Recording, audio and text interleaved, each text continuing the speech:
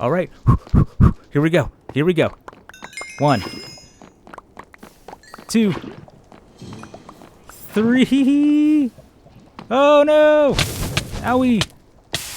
I need to get the 4th one in. 4. Yes! Yes! Oh, this is so stressful. Hello everybody, Rogue Fox here, and welcome to another episode of Truly Bedrock Season 5. This is episode 3, and I am coming to you from the spawn island right in front of the shop that I made in the last episode.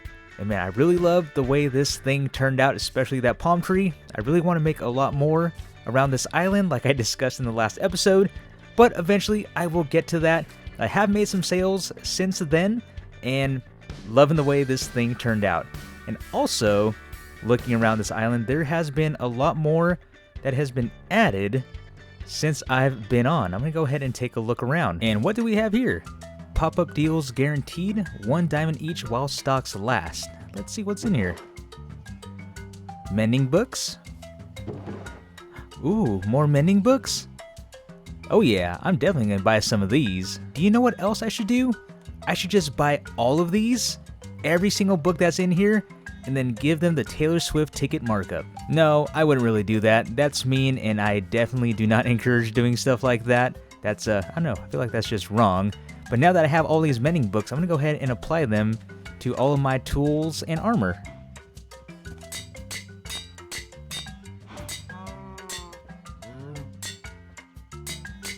Now that I have mending on all of my tools and armor, the only thing missing is netherite. Now that I have my elytra and some shulker boxes, I want to go ahead and start color coordinating my shulkers, and I'm sure the rest of you like to do that as well. I already have my brown shulker for my dirt, and I'll make another one for my wood, and I'm going to use my gray for my stone and things like that. And of course, I do need green for my saplings, grass blocks, and all the other green items. But unfortunately, the closest desert is 1800 by negative 4200, which means I'm at negative 1581 by negative 10. I need to go 4,000 blocks out that way, cross over into the positives, and go another 1,800 blocks in that direction. And I'm really hoping I can make it. I have a stack and 15 of rockets. My elytra is fully repaired for the time being, so I'm hoping that will get me there and back. So far so good. I am now in the positive X, and I'm about halfway there on the Z. And let's see my elytra. Oh, I barely made a dent in it. So yeah, I think I'll be fine, and I've only used 8 rockets at this point, so I think I will get there just fine. And it would probably be a good idea to collect probably a shulker's box worth of sand also. I know I just went there for the cactus, but yeah, I might as well get sand as well. There it is. There's the desert. I wonder if anyone has come out here yet. It doesn't look like it's been touched. I don't see another portal coming out here.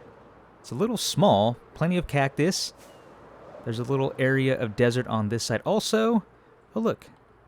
There's that right next to a village. Okay. Well, it is time to land and get digging. Oh, what? There's a bunch of sea pickles and coral around here too? Well, I will be coming back with very full pockets.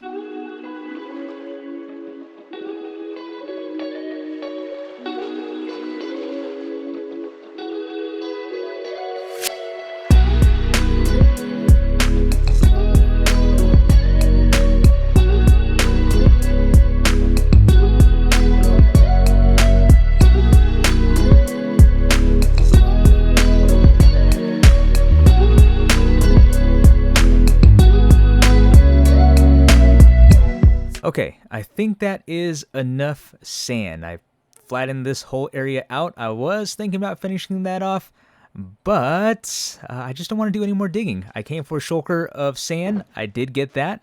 I also got a second shulker and then another half shulker, just about, of sand. So I think I think I'm good for now. I was about to leave, but then remembered that I need to grab some sea pickles from here and also some coral. That way I can try to grow these back at the base area. It has been a few days since I had my digging session. Actually, it's almost been a week since I've done any recording, but I have been busy in the meantime. As you can tell, I do have netherite armor on now, which is very nice. I also have some netherite tools. I do have soul speed 3, which I'm running with right now. And I also found an ancient city and got myself some swift sneak 3, so I can sneak very, very quickly now. I'm just making my way over to my base area, which is a little bit further down this way. I know Jen and Slack are down this direction as well. So like I said, been very busy, mainly in the nether, collecting netherite, well, ancient debris and cooking it, and you know how it goes. But got my netherite gear, been trading with some piglins, and I actually just brought my nether portal up to this level. It was down below, which I will have to go back down there just a little bit later for the project I want to do. And here's my tunnel here. There is one of the piglins I've been trading with right there. And oh, hello, buddy. Oh, that's right. I'm not wearing my gold. This is where my original tunnel was. Let's take a quick look. This is what I've been doing. Where is my other buddy over here? Here's my original piglin that I've been trading with. So I got a bunch of goodies here. I do have some other soul speed books that I will maybe do something with. And like I mentioned, been very, very busy in the nether. This took me quite some time to build, especially with all of these ghasts around giving me a hard time. So that's what I've been up to over the last few days, but let's go ahead and head over to my base area.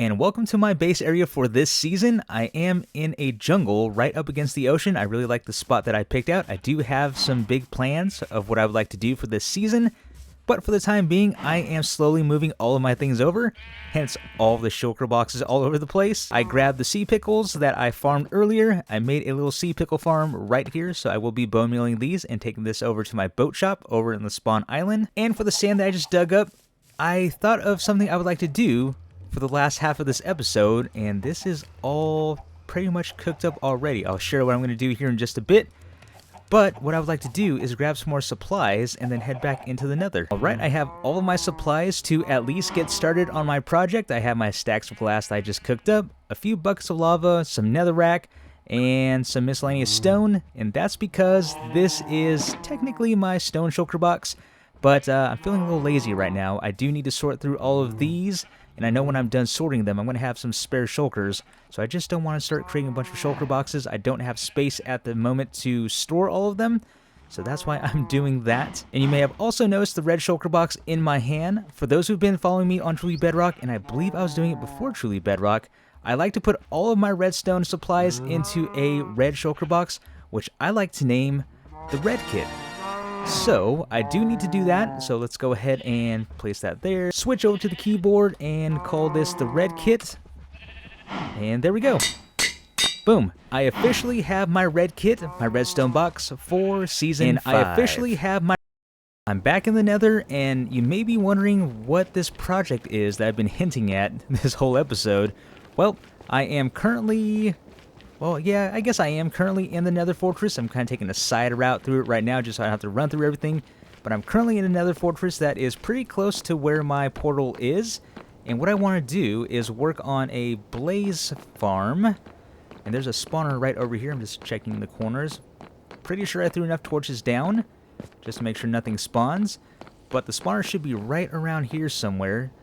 Right on the inside. Here it is. So there's a blaze spawner that's right behind that pillar there.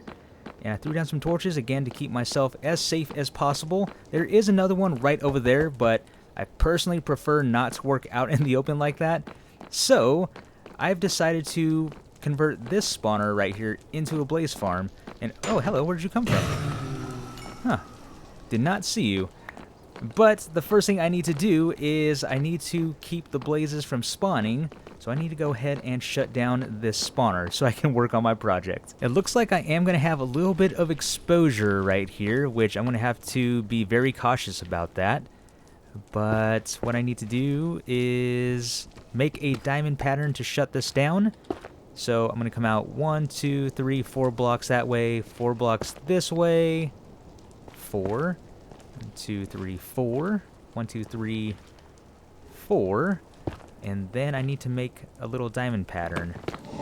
Just like I see that. Where'd you go? Just like that, all the way around, and it does need to be 3 wide. Or, excuse me, 3 wide. That's what happens when I'm trying to talk and do things at the same time here. But it needs to be 3 tiered. So this level, this block here, and then the block down below. And once I have that, I will have shut the blaze spawner down, and then comes the fun part of digging all this out, exposing myself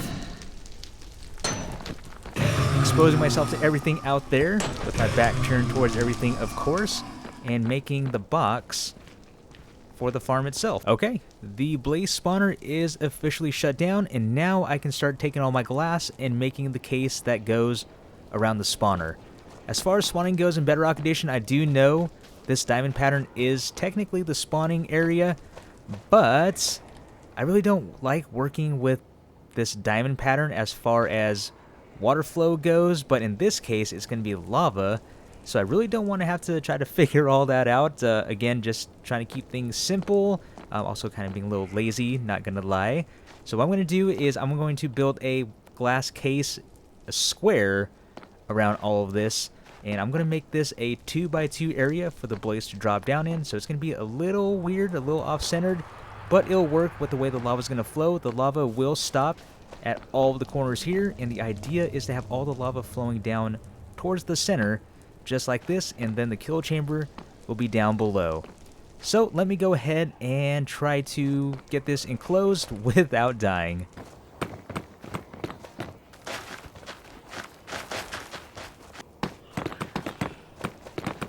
The box is all ready to go, except for this front portion here, which I still have to install the rest of the glass. But I was just thinking how I'm going to get rid of this nether rack and also get the lava down at the same time. So I don't think I can reach all the way up. No, I think I'm just shy of reaching that top block there. So that's something I'm going to have to figure out. And then, like I mentioned, getting the lava in. And for the chamber, let's take a look at what I did here. I placed some coral fans here because from what I do understand, the mobs, in this case the blaze, will see this as a block that they can walk on and then try to pathfind to, so they'll fall right into here a little bit easier. And let's take a look down below at what I made. I could have kept things simple by just making the blaze go down to here, fall into the chamber, and then, you know, get my sword, finish them off. I do have obsidian in the back just in case I want to repair my pickaxe, so that's why that is there. But I like to do redstone, of course, so this is going to have redstone down below, and I like to incorporate that into all of my blaze farms. The first thing I like to do is to separate the blaze above from the blaze down below that I'm trying to get XP and blaze rods from. So this is what this mechanism is here. After I've AFK'd, let's say like 5 minutes or so, all I need to do is flip this lever. That is going to block off this area, so all the blaze that are still spawning will just get stuck right there.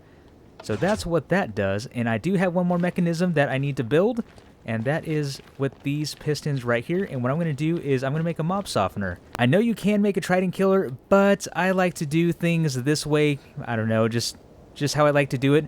The nice part about this softener is I'm going to have a button here that I'm going to push. It's going to suffocate the blaze, and then all I really have to do, and this is great for XP, I can actually walk up to the blaze and just punch them like that. So it'll just take one punch, and then that will take care of them. I have that side set up, so let's go ahead and wire up this other side here. And what I need to do is run redstone from the button on the other side of that block. It's going to run this way, up here, like that. So I'm going to place down a repeater that's going to power that block. It's going to power this redstone. And then let's grab the comparators. We want to run comparators 3 into this block with redstone dust, which is going to power that piston, and thankfully it's also going to power this block, powering the second piston there. And then I want redstone dust here, cut off the line like so, run the 3 comparators back that way, and that is the redstone all set up. Of course, when you're all finished with your redstone, you do want to double check the work just to make sure nothing got cross-wired. So let me just put 2 blocks up like this. We have the first mechanism. Very straightforward. We flip the lever. That's going to block this off. Again, keeping the blaze that are spawning up top while we're taking care of the blaze down below. And while that's going, we have this one right here. I'm going to go ahead and retract that for now. We push the button. You can see that block, or all 4 of these blocks close, which will be suffocating the blaze in the meantime. And like I said, it will get them down to 1 hit. One thing I did notice with this is occasionally, and I'm not sure if it's dependent on how many blaze are actually in here, sometimes a blaze or a few could pop out. So that might be an issue I need to look into addressing, but it doesn't happen too often. But let's go ahead and use these together. We would shut the blaze off from the top, and then we would take care of the blaze down below. And you can see that working right there. So nothing is cross-wired, and I do need to fill the back of that in, because I think one of the issues are with the blaze popping out is when I have exposed corners. So I will need to fill in this corner, fill in the rest of that corner, and then the corners in the back. Alright, this is the plan. I set up netherrack all the way around so I can break all of this. Most likely I am going to have blaze spawning. It shouldn't be too many. Hopefully, fingers crossed, I'll break all of this. Once I've done that, I'll break this netherrack bridge just to let that all drop down below. And then I'll go ahead and run down here. Again, hoping not too many blaze are spawning that I will have to deal with. I'll go ahead and drop the lava down in the corners, run back up, build the rest of this, and hopefully it works out the way I think it will in my head. Alright, here we go. Breaking this all. There's some blaze. Hey, bud.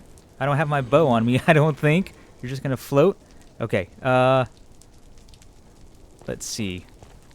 Yeah, you're just gonna float like that. Okay. Not too bad. Break this. And that'd be very bad if I just broke the spawner while I was trying to do this. I don't think I will. Be very careful, just make sure I don't. Okay. Breaking all of that. So we're just gonna float to the top. Okay. That's not too bad. If we want to come down. There we go. Hey! What? Oh. Let's be smart. This is why I made this for.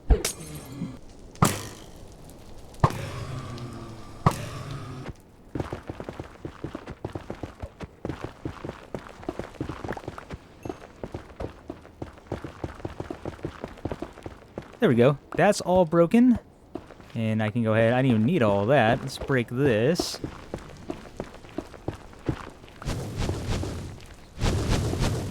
Ah, you missed.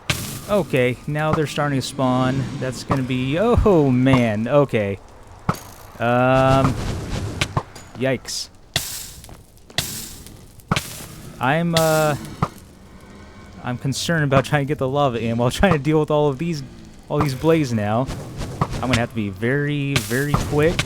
Hopefully in between spawns, like right now. Get out of my face. Alright. Here we go. Here we go. 1, 2, 3. Oh no!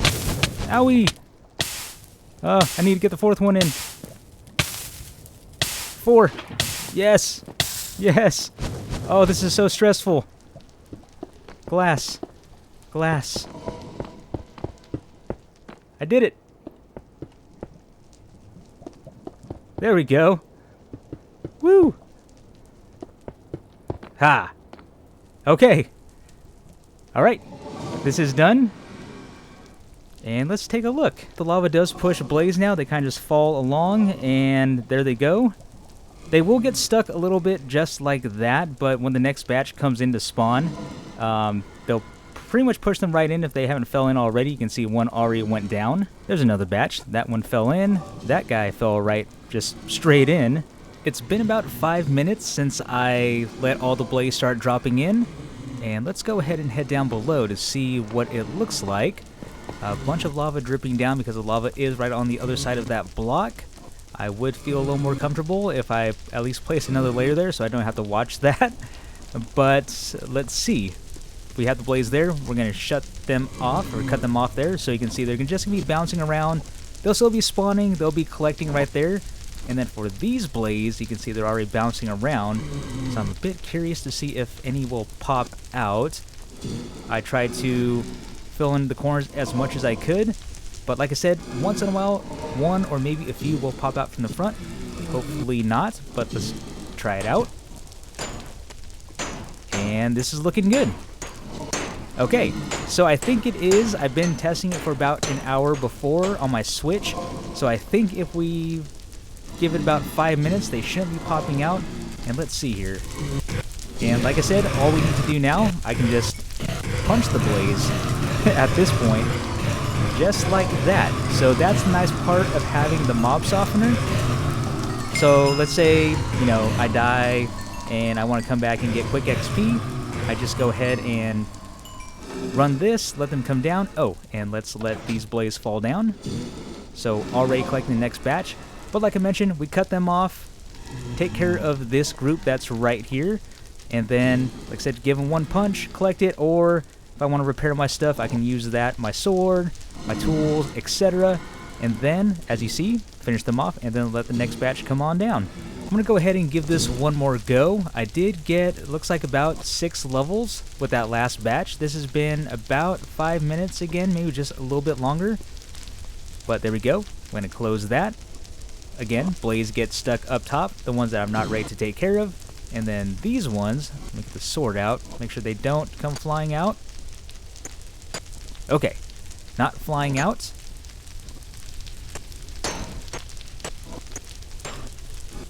And occasionally one will die just like that. And as you saw, I can just start punching him. But of course, if I do want to get a bunch of blaze rods, use my looting 3 sword, I can go ahead and do that. If I want to mend my pickaxe, I can just use my pickaxe. Like so. Collect all the XP. And it's almost pretty much fixed. Just about. And why can't I reach these guys? There we go. So, pickaxe is now mended. You know, came up, what, about almost a full level. So there we go. This is ready to go. I think this is a good place to end the episode. Let's go ahead and head back up here to get a little scenic view of the farm. Got the blaze farm installed. Did a lot of work. I'm really happy with the way this turned out. And with that being said, everyone, this is going to be the end of today's episode. I really hope you all enjoyed. This has been Rogue Fox, and I will see you in the next one.